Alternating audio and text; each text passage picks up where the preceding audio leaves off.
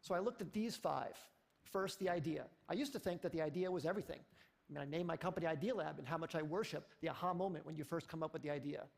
But then over time, I came to think that maybe the team, the execution, adaptability, that mattered even more than the idea. I never thought I'd be quoting boxer Mike Tyson on the TED stage, but he once said, "Everybody has a plan until they get punched in the face." And I think that's so true about business as well. So much about a team's execution is its ability to adapt to getting punched in the face by the customer. The customer is the true reality. And that's why I came to think that the team maybe was the most important thing. Then I started looking at the business model. Does the company have a very clear path generating customer revenues? That started rising to the top in my thinking about maybe what mattered most for success.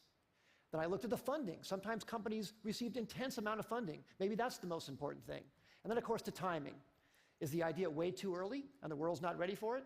Is it early, meaning you're in advance and you have to educate the world? Is it just right, or is it too late and there's already too many competitors? So I tried to look very carefully at these 5 factors across many companies. And I looked across all 100 Idea Lab companies and 100 non-Idea Lab companies to try and come up with something scientific about it. So first, on these Idea Lab companies, the top 5 companies, CitySearch, Cars Direct, GoTo, NetZero, Tickets.com, those all became billion-dollar successes. And the 5 companies on the bottom, Z.com, Insider Pages, MyLife, Desktop Factory, People Inc., we all had high hopes for, but didn't succeed.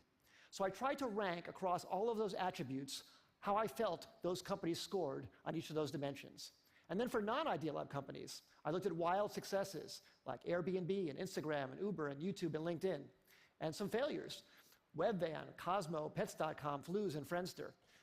The bottom companies had intense funding. They even had business models in some cases, but they didn't succeed. I tried to look at what factors actually counted the most for success and failure across all these companies, and the results really surprised me. The number one thing was timing. Timing accounted for 42% of the difference between success and failure. Team and execution came in second, and the idea, the differentiability of the idea, the unique idea, that actually came in third. Now, this isn't absolutely definitive. It's not to say that the idea isn't important. But it very much surprised me that the idea wasn't the most important thing. Sometimes it mattered more when it was actually timed. The last 2, business model and funding, made sense to me, actually. I think business model makes sense to be that low because you could start out without a business model and then add one later if your customers are demanding what you're creating. And funding, I think as well. If you're underfunded at first, but you're gaining traction, especially in today's age, it's very, very easy to get intense funding. So now let me give you some specific examples